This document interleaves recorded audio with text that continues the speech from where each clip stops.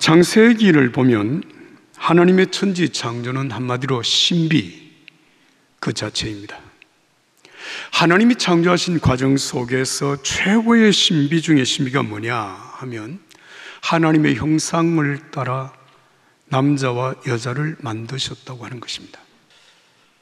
그런데 하나님께서 아담과 하와를 만드시고 난 다음에 그 감탄사가 극에 달합니다. 보시기에 심히 좋았더라.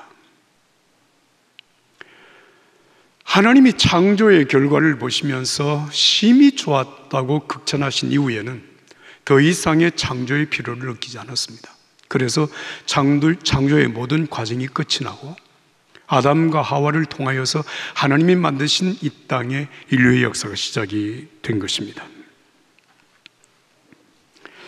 하나님의 형상을 따라 아담과 하와를 만드셨다. 이것은 하나님의 최고의 걸작품으로 인간이 만들어졌다고 하는 의미입니다. 하나님께서 아담을 깊이 잠들게 하신 후에 아담의 갈빗대를 취하여 여자를 만드시고 그 만드신 여자를 아담에게 데리고 가시니 아담이 이렇게 감탄하며 말합니다. 이는 내 뼈 중에 뼈요 살 중에 살이로다. 이것을 남자에게서 취하였은즉 여자라 부르리라. 하나님께서 아담과 하와를 보시면서 이렇게 말씀을 이어가십니다. 이러므로 남자가 부모를 떠나 그 아내와 합하여 둘이 한 몸이 될지로다. 아담과 그의 아내 두 사람이 벌거벗었으나 부끄러워하지 아니하니라. 여러분, 정상적인 부부의 관계 속에서는 사실 어떤 것도 부끄러움이 아닙니다. 하나님의 창조는 아름다운 것입니다. 여러분, 오늘 이 본문의 말씀 에베소서 5장 21절부터 33절까지의 말씀은 이 부부의 관계가 어떻게 온전하게 세워질 수 있느냐라고 하는 것을 말씀하신 내용입니다. 여러분, 먼저 에베소서 5장 31절과 32절을 한 목소리를 읽겠습니다. 31절, 32절입니다. 그러므로 사람이 부모를 떠나 그의 아내와 합하여 그 둘이 한 육체가 될지니 이 비밀이 크도다. 나는 그리스도와 교회에 대하여 말하노라. 할렐루야. 왜 에베소 교회에 이 편지를 보냈을까? 여러분, 사실 그 당시에는 사도 바울을 통해서 보내지는 이런 말씀들이 에베소 교회가 받게 되어지면 에베소 교회가 이 말씀을 필사를 해서 그 교회에 간직하고 교인들에게 읽어주고 그 말씀을 함께 묵상하면서 하나님의 음성을 듣고 은혜 가운데 살아가면서 그 원본을 다른 교회의 회람을 하여 보았습니다. 그러니까 오늘 이 본문의 말씀은 에베소 교회를 향한 말씀만이 아니라 모든 교회를 향한 말씀이고 오늘 함께 교회를 통해 하나님을 섬기는 믿음의 사람 우리 모두를 향하여서 주시는 말씀이라고 보면 됩니다. 왜 이 말씀, 특별히 오늘 부부의 관계에 대하여서 말씀을 하셨을까? 에베소 교회뿐만 아니라 그 당시에 많은 교회들, 또 오늘 우리가 섬기는 교회들이 사실 가정의 문제, 부부 간의 문제가 적지 않다고 하는 사실을 하나님이 아셨고 하나님께 사도 바울을 통하여서 건강한 믿음의 가정이 부부의 관계가 어떻게 세워져야 하는 것인가에 대하여서 말씀하신 것입니다. 여러분, 오늘 우리 가정의 문제 그리고 부부의 문제가 해결되어질 수 있는 가장 중요한 것은 바로 하나님의 말씀에서부터 주어지는 것입니다. 예수님께서 인용하셨던 태초에 아담과 하와를 만드셨던 그 말씀 가운데 오늘 이 말씀 중에 사람이 그의 아내와 합하여 그 둘이 한 육체가 될지라 하는 말씀, 이것이 바로 여러분 해법입니다. 하와를 만들어서 아담에게 데리고 갔을 때 아담이 그 하나님이 만드신 하와를 보면서 감탄한 말 다시 말합니다. 이는 내 뼈 중에 뼈요 내 살 중에 살이라. 여러분, 이 말의 의미가 무엇인지 아시죠? 내 뼈 중에 뼈, 내 살 중에 살. 아내와 남편의 관계는 본래 하나였다는 것입니다. 내 뼈 중에 뼈, 내 살 중에 살. 바로 나의 분신으로서 아내를 받아들이는 것입니다. 여러분, 남편과 아내가 하나 되는 것은 본래적인 하나님의 그 뜻을 이루어가는 중요한 과정이 되는 것입니다. 이 둘 사이에는 어떤 것도 끼어들 수가 없다. 오늘 이 본문의 말씀 중에 보면 여러분, 남자가 부모를 떠나서 그 아내와 합하여 둘이 하나가 될지라 이렇게 말씀을 하시는데, 여러분, 부모라고 할지라도 부부가 하나 되는 삶 사이에 끼어들 수 없다고 말이에요.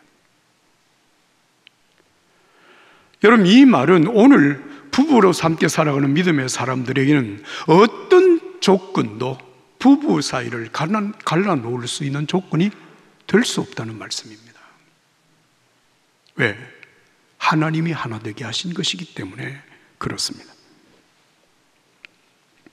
예수님께서 이 사실을 마태복음 19장에서 좀 자세하게 말씀을 하십니다. 바리새파 사람들이 하루는 예수님을 찾아와서 이렇게 질문을 합니다. 이유가 된다면 사람이 그의 아내를 버리는 것이 적법한 것입니까? 이렇게 질문을 했어요. 이 말은 남편과 아내 사이에 이혼할 수 있는 사유가 충분하다면 이혼하는 것이 적법한 것입니까? 다시 말하면 하나님의 뜻입니까? 이렇게 묻는 것입니다. 이때 예수님께서 창세기의 말씀을 인용하시면서 단호하게 말씀하십니다. 하나님께서 짝지어 주신 것을 사람이 나누지 못할지니라. 성경은 철저하게 하나님이 짝을 지어주심으로 부부가 된다는 것을 말씀하십니다. 자, 그렇다면 여러분, 결혼하는 남녀 예비신랑 신부가 어떻게 저 사람이 하나님이 짝을 지어주신 내 남편이다, 내 아내다, 그렇게 확신할 수 있을까요? 무엇으로 확신합니까? 이것을 확신할 수 있는 딱 한 가지 조건이 있습니다. 그게 무엇인가 하면 바로 사랑입니다. 처음 만나는 순간부터 만남이 이어지는 모든 과정 속에서 하나님 계속해서 깨닫는 것은 바로 아내와 남편 간의 사랑입니다. 아내와 남편 간의 이 사랑의 관계는 여러분, 누구와의 관계 속에서도 이루어질 수 없는 절대적이고 특별한 사랑의 관계입니다. 참 놀랍습니다.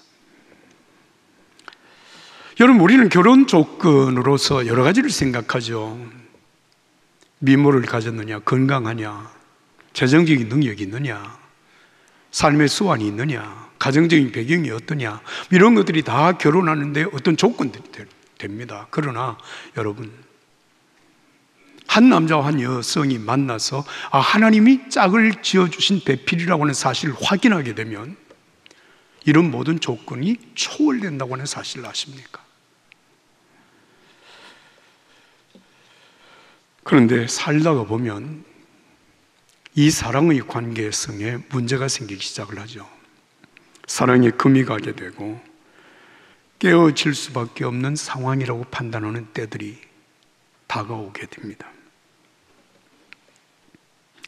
자, 그런 상황에 처하게 되면 사람들은 이혼을 생각하죠. 그래서 오늘 바리새파 사람들이 예수님께 다시 묻습니다.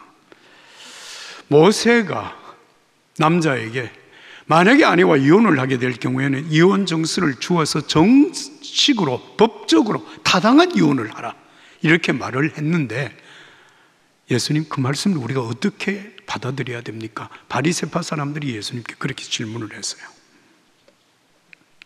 다시 말하면 두 사람이 도저히 더 이상 살 수 없는, 사랑할 수 없는 관계가 되었다고 서로가 인정한다면 법적으로 이혼 정서를 주고받음으로 타당하게 이혼할 수 있는 것이 아닙니까? 라고 하는 질문입니다.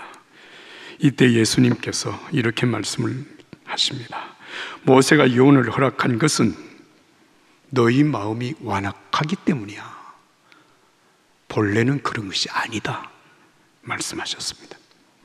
다시 말하면 이혼이라고 하는 것은 불가피한 하나의 현상이지, 결혼하는 부부들에게 살다가 맞지 않으면, 적당하게 맞지 않으면 이혼을 할 수 있다고 하는 것을 전제한 것이 아니라고 하는 뜻입니다.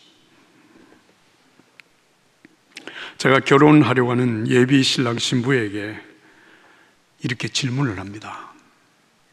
두 사람이 정말 하나님이 짝을 지어주신 부부라고 하는 사실을 확신하십니까? 그러면서 제가 혼인 서약서를 이렇게 내어주면서 읽어보라고 그러죠. 혼인 서약서가 이렇게 되어 있습니다. 나 아무개는 그대 아무개를 아내로 맞아 이제부터 평생토록 즐거우나 괴로우나 부할 때나 가난할 때나 건강할 때나 병들거나 어떤 환경 중에서라도 그들을 귀중히 여기고 사랑하며 하나님의 거룩한 명령을 따라 죽음이 우리를 나눌 때까지 이 약속을 지키기로 하나님 앞과 여러 증인들 앞에서 서약합니다. 이게 서약서거든요. 그래서 이 내용을 읽게 하고 난 다음에 제가 이렇게 얘기를 합니다. 자세히 읽으세요. 그리고 생각하세요. 정말 내가 그렇게 할 수 있겠다고 생각하면 거기에 당신 이름을 서명하십시오. 그러나 도저히 난 이렇게 할 수 없다고 생각하면 서명을 안 하셔도 됩니다. 단 서명을 하지 않으시면 제가 결혼 주례를 할 수 없습니다.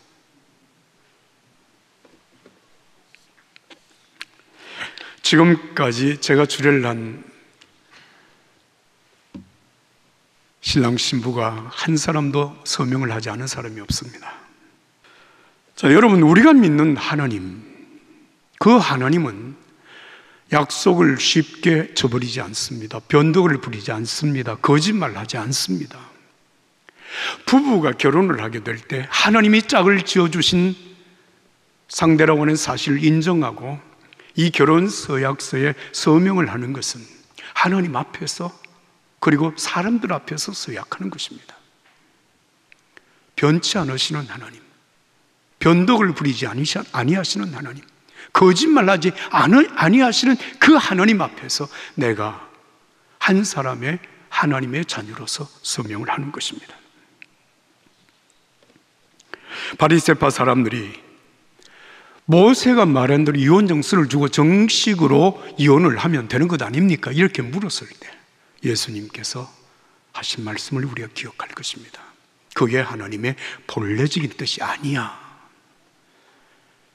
사람이 완악해서 서로 간에 생긴 이 문제, 이 죄의 문제를 해결하지 못했기 때문에 내가 그냥 허락하는 거야. 사랑하는 여러분, 오늘 우리 가정 속에 하나님께서 맺어주신 이 아름다운 부부의 관계, 여러분, 정말 하나님의 형상대로 남자와 여자를 만드신 그 하나님께서 가장 적절한 두 사람을 여러분 부부가 되도록 짝을 지어주심으로 이루어진 부부, 그들을 통해서 이루어진 가정, 여러분 그 하나님의 약속을 지키며 하나님의 복을 누리며 살아가는 여러분들이 되기를 난 예수님의 이름으로 축복합니다. 축복합니다. 여러분 말씀을 더 읽겠습니다. 오늘 에베소서 5장 21절부터 25절까지 말씀을 읽겠습니다. 그리스도를 경외함으로 피차 복종하라. 아내들이여 자기 남편에게 복종하기를 주께 하듯 하라. 이는 남편의 아내의 머리됨이 그리스도께서 교회의 머리됨과 같음이니 그가 바로 몸의 구주시니라. 그러므로 교회가 그리스도에게 하듯 아내들도 범사에 자기 남편에게 복종할지니라. 남편들아, 아내 사랑하기를 그리스도께서 교회를 사랑하시고 그 교회를 위하여 자신을 주심같이 하라. 할렐루야. 그런데 여러분,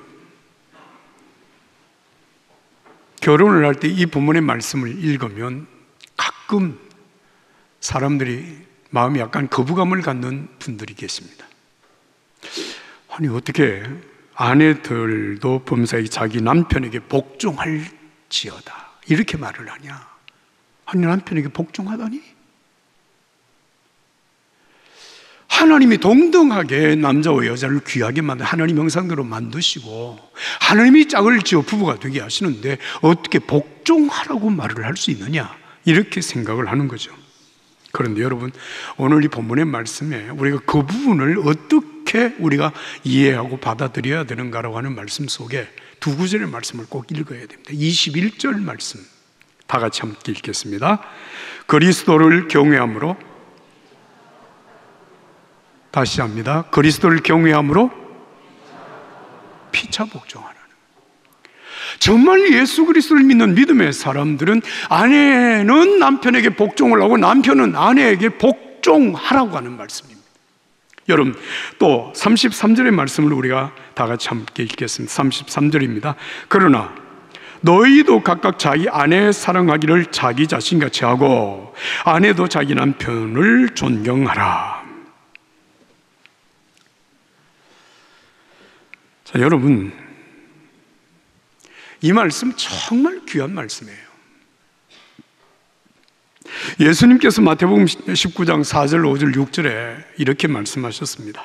너희는 사람을 창조하신 분이 처음에 남자와 여자로 지으셨다는 말씀과 그러므로 남자가 자기 부모를 떠나 아내와 연합해 둘이 한 몸이 될 것이다 하신 말씀을 읽지 못하였느냐. 그러므로 이제 그들이 둘이 아니라 하나이다. 하나님이 짝지어 주신 것을 사람이 갈라놓지 못한다. 여러분, 아내도 남편도 하나님이 창조하신 하나님의 존귀한 형상을 지닌 존재입니다. 하나님이 직접 걸작품으로 만든, 여러분, 남자, 여자, 어느 것이 더 우월하고 어느 것이 열등하냐 라고 말하는 것 자체가 하나님의 창조를 폄하하는 것이 될 것입니다. 정말 예수 그리스도의 구속의 은총을 알고 예수님을 경외하는 믿음의 사람들은 서로 복종하고 서로 사랑하고 서로 존경하며 사는 것이 마땅한 것입니다. 그래서 33절의 말씀 여러분 다시 제가 읽습니다. 그러나 너희도 각각 자기 아내 사랑하기를 어떻게 하고? 자기같이 하고, 아내도 자기 남편을 어떻게 하라? 존경하라. 그런데 여기에 여러분, 아내도 자기 남편을 자기같이 존경하라고 하는 말, 그게 맞습니다. 앞에 말을 반복하지 않았을 뿐입니다. 자, 여러분, 내가 내 자신을 사랑하는 것 같이 아내를 사랑하고 내가 내 자신을 존경하는 것 같이 남편을 존경하라. 여러분, 아침에 일어나면 제일 먼저 뭘 하시나요? 모든 사람이 일어나면 틀림없이 하는 것 하나가 있습니다. 그게 뭔가? 레스트룸으로 갑니다. 화장실에 갑니다. 자, 여러분, 화장실에 가면 뭐가 보입니까? 송 권사님, 화장실에 가면 뭐가 보이죠? 예? 예. 권사님은 거울이 보이는군요. 저는 거울 앞에 비친 제 자신이 보입니다. 근데 아침에 일어나면 여러분, 밤새 근육을 쓰지 않았기 때문에 근육이 다 굳어 있어요. 그리고 뭐 머리도 적당하게 이렇게 되어 있습니다. 그럼 거울 앞에 선 제가 거울 속에 있는 저를 향해서 제가 제일 먼저 하는 일이 뭐냐? 축복하는 겁니다. 죄유, 너는 하나님의 자녀야. 하나님이 너를 사랑하셔. 하나님이 너를 구원하시기 위하여서 독생자 예수님을 십자가에 못 박으셔서 너의 허물과 죄를 위하여서 예수님이 십자가에서 생명을 내어주셔서, 그러니 하나님이 너를 사랑하는 것처럼 나도 너를 사랑해. 하나님이 너를 용서하는 것처럼 나도 너를 용서해. 오늘 네가 누구를 만나든 어디를 가든 하나님이 함께 하실 거야. 하나님이 도와주실 거야. 하나님이 은혜를 베푸실 거야. 염려하지 마, 두려워하지 마. 넌 반드시 잘 될 거야. 누가 누구에게? 내가 거울에 비친 나에게 하는 말입니다. 여러분, 제가 여러분들이 감히 권면 드리지만 여러분 자신을 향해서 아침 저녁 거울 앞에 비춰진 여러분 자신을 향해서 여러분들이 정말 축복할 수 있다면, 정말 사랑할 수 있다면, 정말 용서할 수 있다면, 여러분들이 심령 속에 다른 사람을 사랑하고 다른 사람을 축복하고 다른 사람을 용서할 수 있는 에너지가 샘솟는 것을 경험하게 될 것입니다. 내가 내 자신을 사랑하지 못하기 때문에, 용서하지 못하기 때문에, 축복하지 못하기 때문에, 여러분, 다른 사람을 진실한 의미에서 용서도 사랑도 축복도 하지 못하는 것이 인생입니다. 내게 에너지가 없는데 여러분 어떻게 다른 사람을 사랑할 수 있습니까? 오늘 성경은 우리에게 분명하게 말합니다. 남편들아 아내 사랑하기를 따라서 합시다. 자신같이 사랑하라. 아내들이여 남편을 존경하는 것 자신같이 하라. 자신을 존경하는 것처럼 존경하라는 것입니다. 사랑하는 여러분, 이 에너지, 사람들을 진심으로 사랑하고 용서하고 축복할 수 있는 에너지가 여러분들의 심령 속에 충만하게 되기를 예수님 이름으로 축복합니다. 축복합니다. 그 에너지는 여러분이 여러분을 향하여 축복하는 그 일로 축적되어지는 것입니다. 여러분, 정말 우리 속에 이 에너지가 충만하면 다른 사람의 아픔에 함께 할 수 있고 아픔을 위로하고 격려할 수 있습니다. 여러분 용서하십시오. 제가 지난 3월 초에 코로나에 확진이 되었습니다. PCR 검사를 받았더니 양성 판정이 나왔습니다. 그래서 아내가 약국에 가서 약을 지었는데요, 그 약국에서 하는 말이, 약을 지어주면서 아내에게 하는 말이 남편과 격리하셔야 됩니다. 만약에 격리하지 않으면 당신도 반드시 확진될 것입니다. 그랬더니 아내가, 우리 집에 남편과 남편은 안방에, 나는 거실에서 생활할 것이니까 우린 철저히 격리가 됩니다. 그랬더니 그래도 확진됩니다. 아내가 약을 지어오면서 혼자 생각을 했다는 거예요. 어떡하지? 호텔에 가야 돼? 아니면 교회 사무실로 갈까? 생각하다가 결론을 맺었어요. 불쌍한 남편을 홀로 두고 가느니 나도 확진되겠다. 그리고 이틀 만에 확진되었습니다. 근데 진짜 미안한 것은요, 아내는 확진이 된 채로 그냥 저를 서빙을 해준 거예요. 참, 이것도 제가 이번에 큰 빚을 졌습니다, 사실은. 여러분, 사랑하면 아픔도 같이 할 수 있다.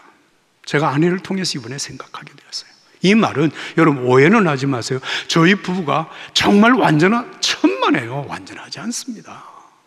그런데 정말 사랑하기 때문에 아픔도 같이 할 수 있겠구나, 그런 생각을 했습니다. 예수님은 성경 말씀의 모든 계명, 모든 말씀을 요약하면 두 가지라고 말씀을 했습니다. 내 마음을 다하고 뜻을 다하고 힘을 다하고 목숨을 다하여 주 너희 하나님을 사랑하라. 그리고 내 이웃을 내 자신과 같이 사랑하라는 것입니다. 사랑하는 여러분, 하나님이 우리를 사랑하셨습니다. 독생자 예수님까지 내어주셨습니다. 그리고 세상 끝날까지 우리와 함께 하시는 그 하나님은 사랑이십니다. 이 하나님의 사랑을 여러분 받고 구원받은 하나님의 자녀들인 우리는 하나님을 사랑함이 마땅합니다. 그런데 그 사랑을 받은 자는 무엇보다 여러분 우리 자신을 사랑할 수 있습니다. 왜? 나를 위하여 생명을 내어주신 하나님의 그 사랑을 내가 알기 때문입니다. 나를 사랑하는 자는 여러분 나와 똑같이 존귀한 사람, 똑같이 하나님이 사랑하시는 그 사람, 그가 아내였든 그가 누구였든 간에 그를 사랑할 수 있습니다. 여러분, 이 하나님의 사랑을 알고 이 하나님의 사랑을 받은 내 자신과 하나님이 사랑하는 아내와 남편 그리고 이웃을 사랑할 수 있는 여러분들이 되기를 예수님 이름으로 축복합니다. 축복합니다.